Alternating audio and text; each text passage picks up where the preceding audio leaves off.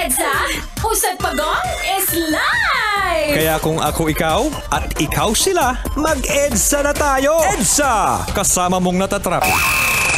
Diego Bandito! Go Diego! Go Diego! Go Diego! EDSA!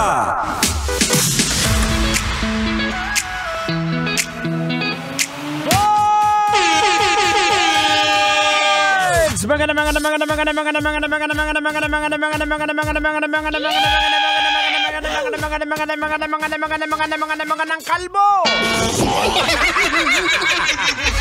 Oras natin sa buong kapulawan at 32 minutes after 7 o'clock in the evening.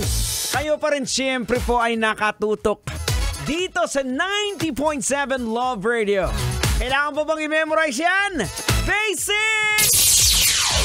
That's right mga kabisyo. Samahan niyo po ako hanggang alas 9 ng gabi. Oy, batiin lang natin. Nakatutok sa atin ngayon si Sir Anthony Padron. Boss, maraming salamat sa iyong pagtutok. Nakakagigil ka. Pwede pa kiss. Sige na, isa lang. Smack lang. Pero sa gums.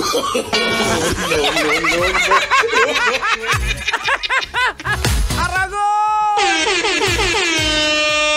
Maluoy ka.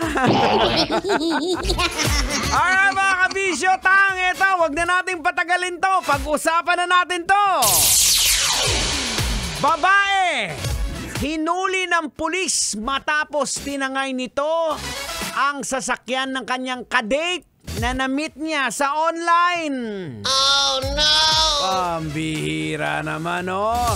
Sabi pa nga daw ng biktima ayon sa investigasyon, hindi daw siya naniniwala na ordinaryong alak lang ang ininom niya. Kung pagbabasihan daw ang kanyang testimonya, parang may inilagay sa kanyang ininom. Pambihira. Tapos yung conduction sticker daw hindi inalis. Yung sasakyan nagkakahalaga ng 1.3 million pesos. Wow! Ay mantakin niya, binibenta lang online ng 240,000. At ayon pa sa investigasyon, sabi daw ng suspect, kailangan niya daw ng pera dahil may pamilya siya. Pero hindi niya ring itinatangging nagsusugal din siya. Aragoy! Tang, wag na natin patagalin to. Logican na natin to. Ay, sige. Wag mo nang patagalin yan para mahimasmasan. Logican mo na yan. Logican na yan! Logican na yan! Alright, boards. Logican na yan. Anong leksyon ang ating mapupulot? Anong aral ang ating madudukot? Boards! Kailangan ba bang i-memorize yan? Basic ito. Ito talaga ang basic na kahihinatnan. Pag mali ang pamamaraan, mali din ang kahahantungan. Yan. Oh, hindi naman natin sa nilalahat. Tang, ano bang tawag sa ganyan, Tang? Ang tawag dyan ay mirese. Pero mga kabisya, hindi naman po natin nilalahat. Pero alam naman po natin na ang karamihan na nagkakatagpo sa isang dating app ay mga may kakaibang modus. Marami po dyan pera lang talagang dahilan Pangit man sabihin, pero may mga tao po talagang pera lang ang lakad para kaya sila napunta dyan sa dating app. Now, logican po natin, bakit may mga taong naghahanap ng karelasyon sa isang dating app? Mga kabisyo, meron pong iba't ibang dahilan kung bakit ang mga ilang tao naghahanap ng karelasyon sa kanila sa isang dating app. Isa po dyan ay tinatawag nating convenience. Ang dating apps po kasi ay nagbibigay ng madaling paraan upang makakilala ng iba't ibang tao. Lalo na para sa mga taong abala sa kanilang mga trabaho o iba pang mga gawain. Sa pamamagitan po ng dating app, maaari silang makipag-ugnayan sa iba't ibang mga tao sa kanilang sariling oras at lugar. Pero may danger din po kasi yan. Karamihan po sa social media are Tang? Arse, are the great pretenders.